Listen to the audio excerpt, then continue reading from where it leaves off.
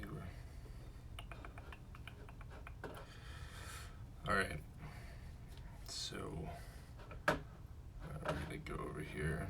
This looks pretty good. Might as well minimize that. Might as well get it going. So it's 9:01.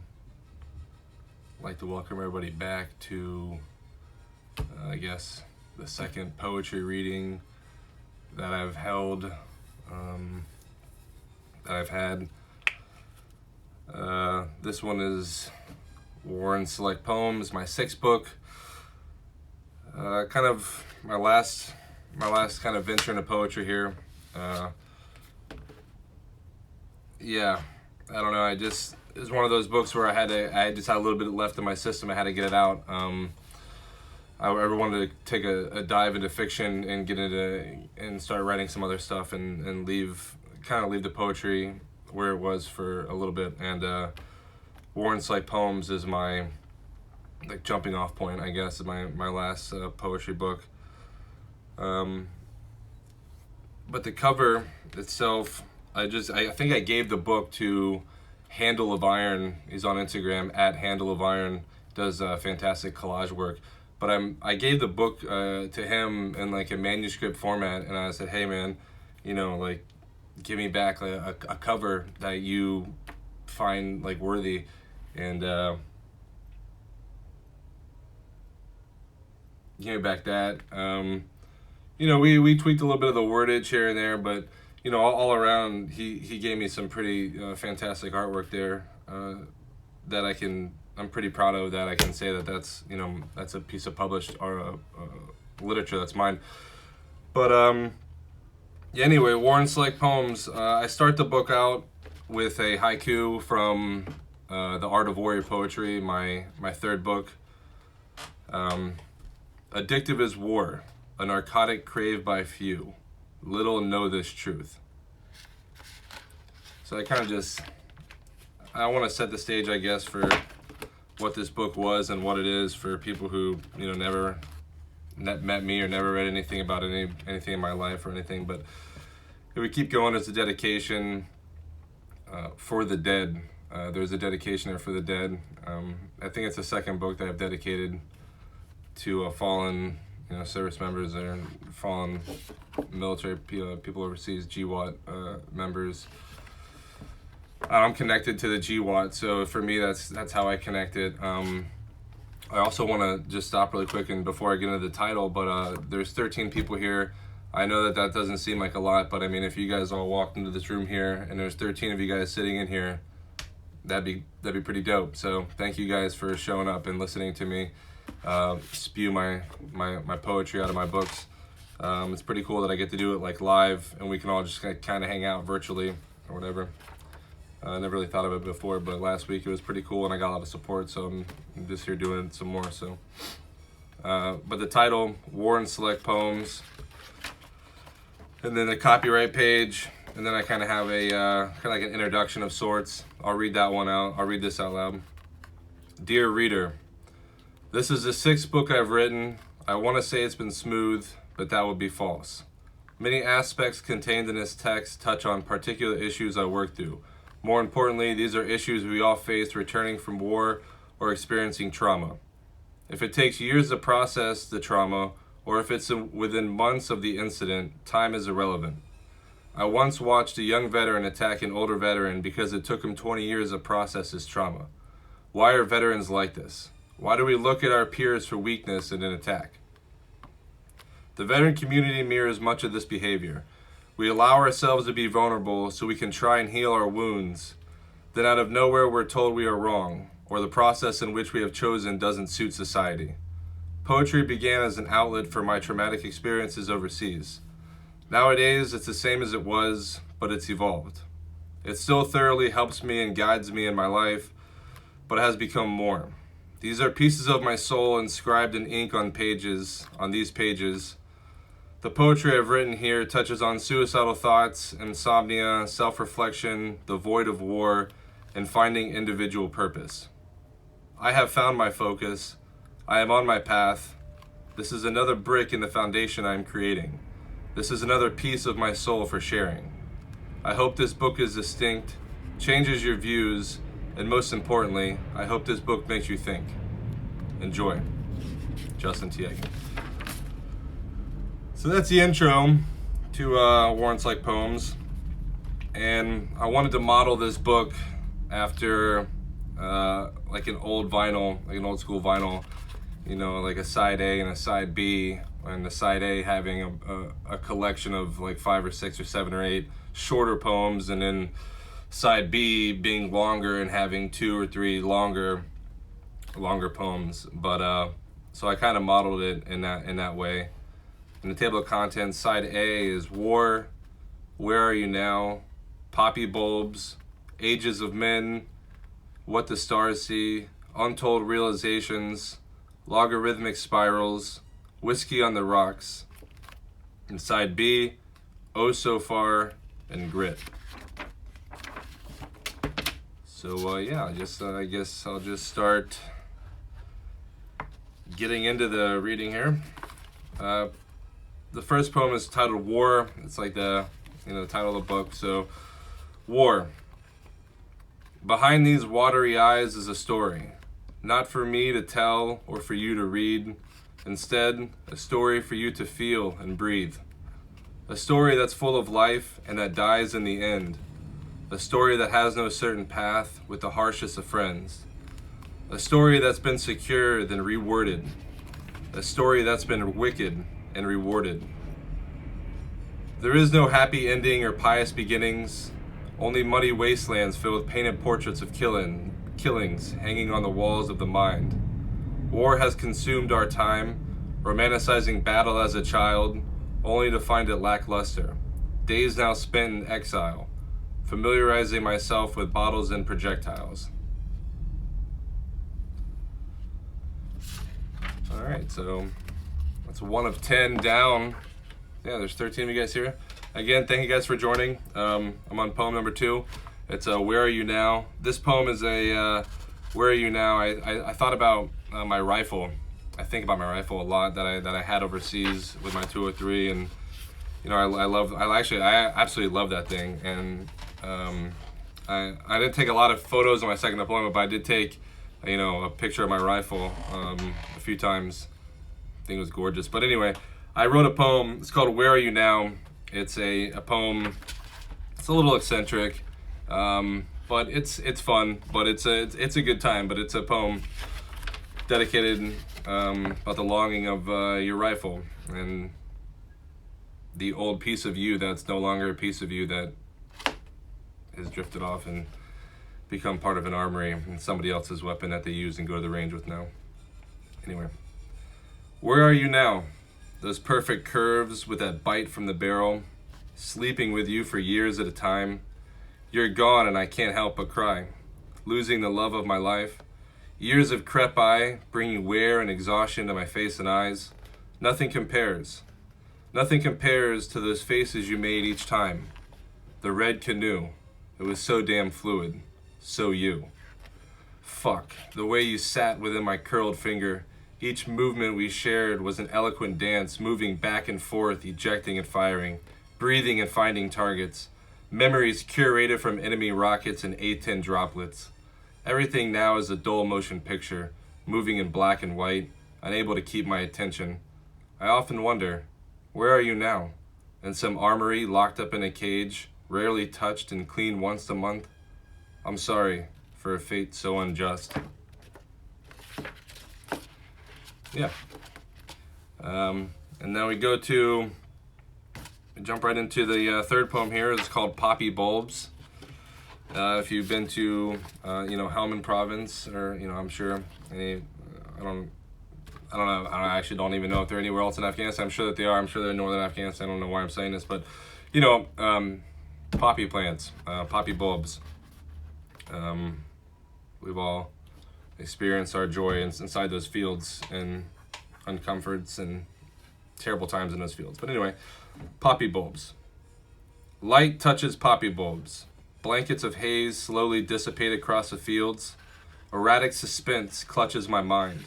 Unwilling to release the grip. Each step a million results. Each sweep seeking the hidden pulse. oozing bulbs, sharing viscous drops. War, the G1. Our war has forever scorched our brains. Loss of friends at chance with no remains. It's hard to describe this place. We all feel it, we all share of it. Some of us just don't know it. Shuddering visions won't let me escape. In my dreams, all my dreams, I unwillingly partake in the replay of my mistakes. Poppy bulbs peppered with blood, entranced with their screams. I fucking hate going to sleep. Yep. And then we go into Ages of Men. Ages of Men is kind of a callback to War is a Racket by Smedley Butler. But I wanted to write something that kind of does touch on that. I mean, as you get older, you kind of see through the naivety or naivety, being naive as a child and being naive as an 18-year-old going to war, 19-year-old going to war. But, you get older and you see things for what they really are, and you see how the world works, I guess. But anyway, yeah, Ages of Men is a poem. Ages of men, pushed into campaigns, waging war, sunsets followed by lament, causing souls to crash upon soaring. Heart and mind, choosing to kill at will, death becoming a haunting skill. War kills the youth and torments the old, profiting the rich, churning tragedy to gold. Ages of men, pushed into campaigns, waging war. So yeah, I love poetry because you can kind of just write whatever you want, and as long as you tell a story and you kind of pull off some emotional effect and you have some sort of effect in somebody's heart or their soul and their mind, and you can make somebody feel something emotionally, that's what matters, I think. And then if you try too hard to rhyme or you try too hard to do this or whatever, if you can just pull something off that's emotional from the heart, I think that's poetry. That's all that really matters. And I don't really try to structure any of my poems in a certain way or anything. I just write them how I feel, and they end certain sometimes, and that's kind of how it is as well. But these next these next four are each like a paragraph long. They're quite short. But they're the last part of side A. But we'll go into it. What the stars see. The stars witness the vile and grotesque. Amongst the minds of blood and flesh, heavy steps trigger nothing left. I gave it my best, he says with dying breath. Underneath stars, we refuse to see ourselves a mess. The tragedy of it, we view ourselves above the rest.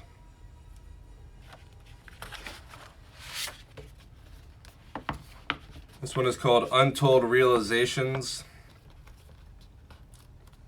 It is simply not enough to be alive. We must live, exposing ourselves to extremes, seeing the beauty in anarchy. Life is a lie, and falsely realized, if unopened, is your third eye. Yeah, I don't know. Use your mind. See things. Not for face value. Think about things. Anyway. Logarithmic spirals is the next one. And, I don't know, I'm not going to explain logarithmic spirals, but, I'll read the poem that I got here.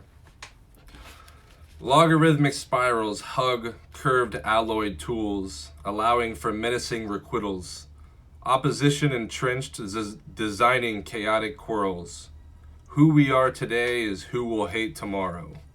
Years later, requiem for the dead, I love you all, was the last thing he said.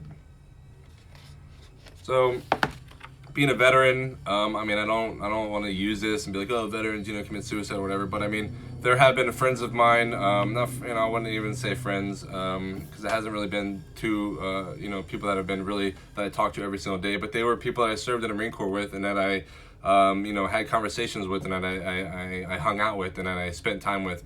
These people, unfortunately, came back home and succumbed to their demons and committed suicide. And logarithmic spirals is a poem that kind of, in some sort of way, fashion touches and speaks on suicide.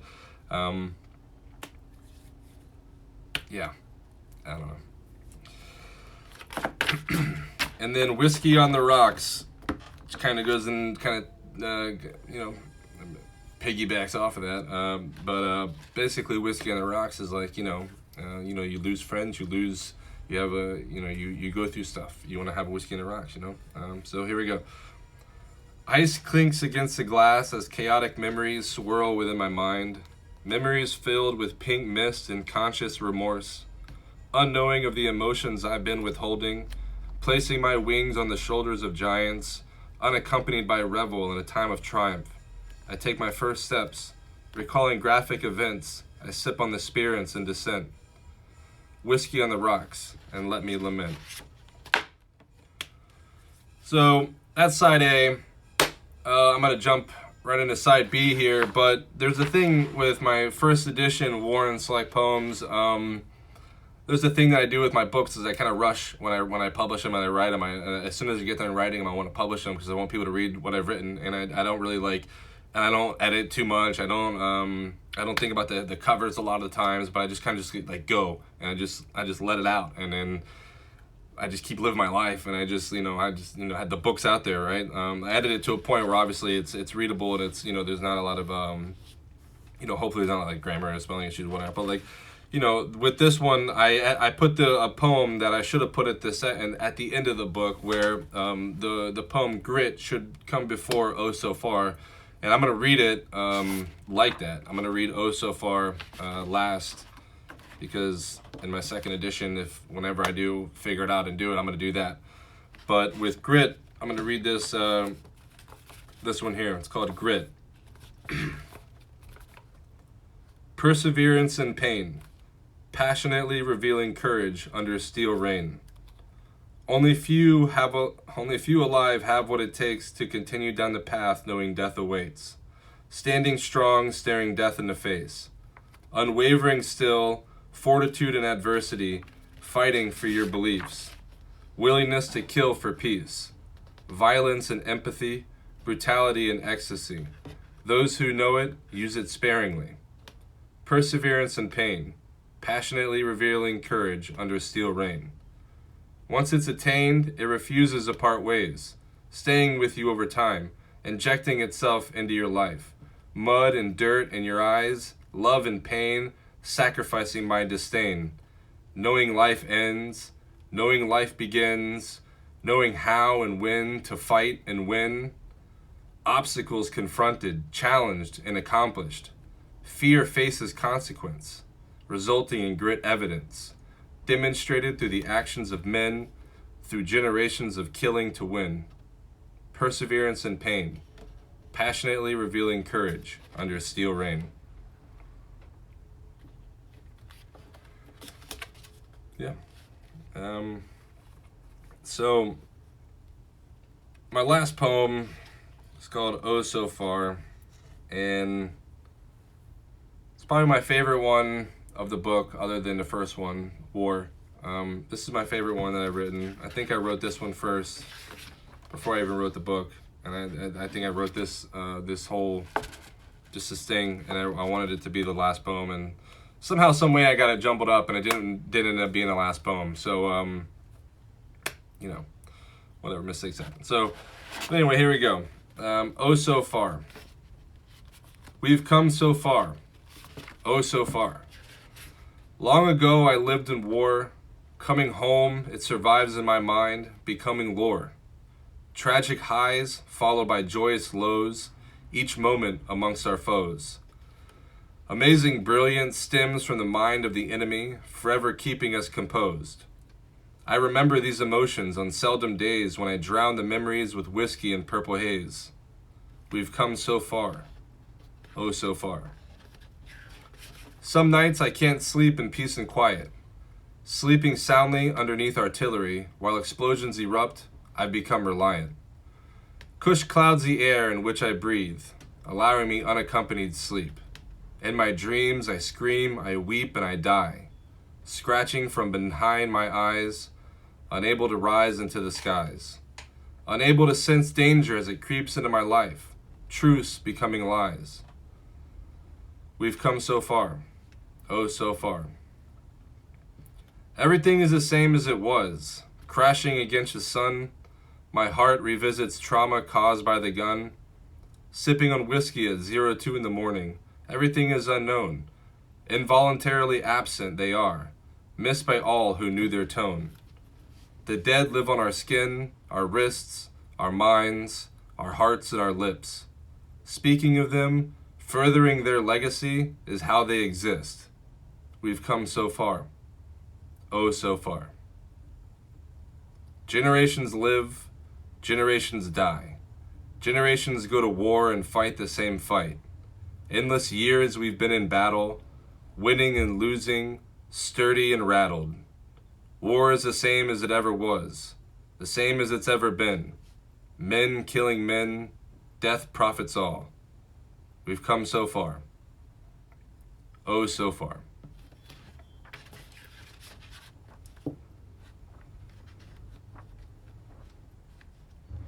So that was War and Select Poems, and that was the second episode. And I want to thank you guys for coming out. There's 12 people here that stayed. That's pretty good. That's pretty awesome. If there was, like I said, if there was 12 people sitting in this room right here, that'd be the coolest thing ever. We would be having a blast.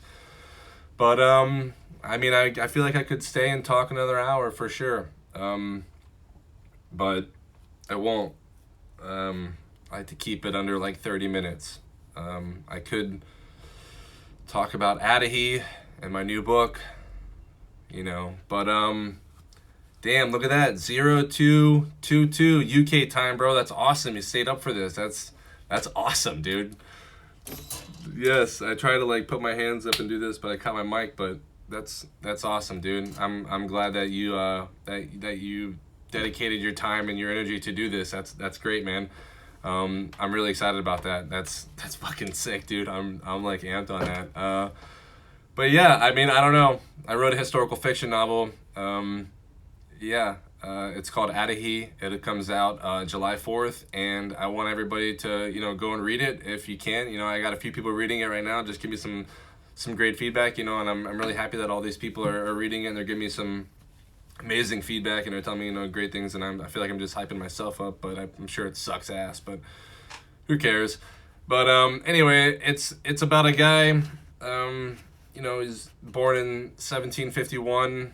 The book starts off in 1773, and he goes and he travels from he was born. He's actually born in New Providence, Bahamas.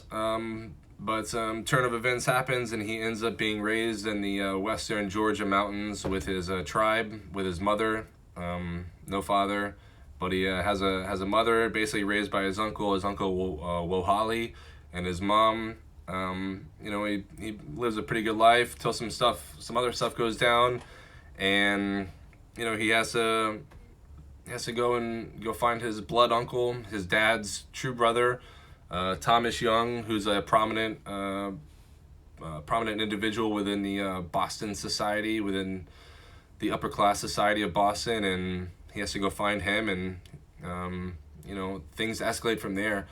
But he's 1773, so I think it's like 22 years old, 21, 22 years old, and he has a horse. He has a black horse named Raven that he got as a birthday gift when he was 16 years old from his uncle Wohali back when he was living in his tribe. But he's a master archery man. He's nasty with the bow and arrow, and he's phenomenal with a tomahawk.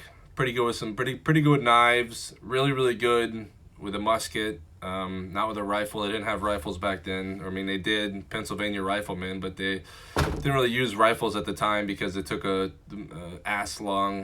long of a time to reload those things, and so they just use muskets. But anyway, he's really good with musket. His uncle Wohali is the tribal war council, the guy who's in charge of the training their tribesmen on fighting and the skills of battle and stuff like that, and combat, hand-to-hand combat. So he trains with him basically for a good chunk of his whole entire life. So he's a master at a few things in his craft, but there's a lot of things he's not really good with. He's not good with a sword. His uncle doesn't train him with a sword. Like I said, they train with like knives and daggers here and there, but it's mainly like tomahawk, bow and arrow, and musket. And he doesn't really use a sword. There may be a reason for that. There may not be. I don't know. We'll have to find out. But yeah, he travels up to Boston, the whole travel up to the King's Highway through the colonies. You know, I really wanted people to feel the colonies and feel how 1773 felt for people back then, and especially for Adahy, who he is he's half Native American, half Englishman. His father was a English guy. That's why he's going to meet his blood brother, John Young, his blood uncle. But his mom is a Native American. So there's some racist tones in there. There's some racial things that happen. You know, he encounters a few, some negative people, some negative individuals. But it's a good time. The whole entire book. There's a lot of things stemming around some things. I can't really talk about without really spoiling it, I guess, without like giving you guys a full plot of the whole entire book. But yeah, Adahy has to go find his blood uncle up in Boston, and some things happen. But I'm gonna put the first 5 chapters as a preview online for people to read before I release the book, and I'll be releasing pre-sale of the book in I think like June, maybe sooner, just in case people want to read it. Just in case I have it finished, or I guess, or not. I mean, it's pretty much finished, but just in case the logistics are all there for me to make it all happen. But yeah, but that's Adahy. I don't know. I'm just going off the top of my head. I'm trying to knock things off in a checklist, but again, it's hard for me to do.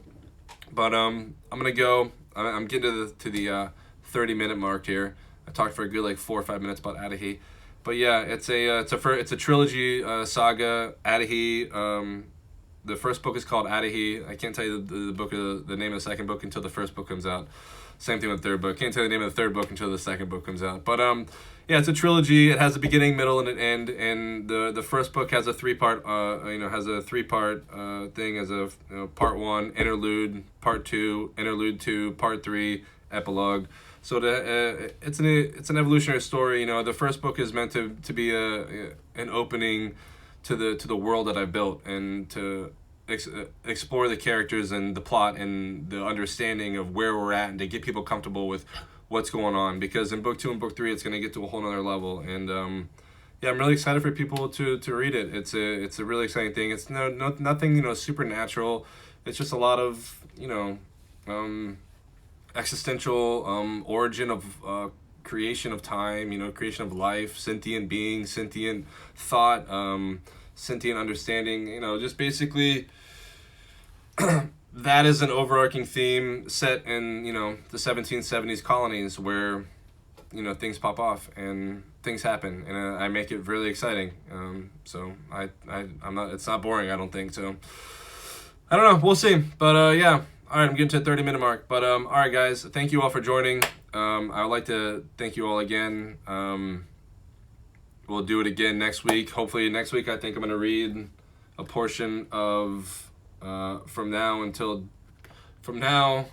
Death I Shall, which is a mantra of sorts. Glad to see you, dude.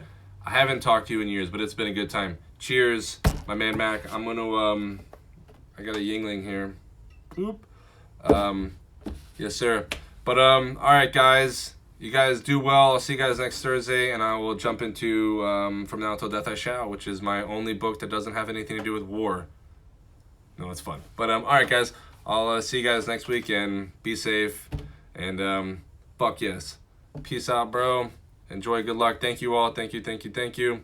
Ian, thank you, guys. Boop, boop, boop, boop. All right. How do I end this? I don't know.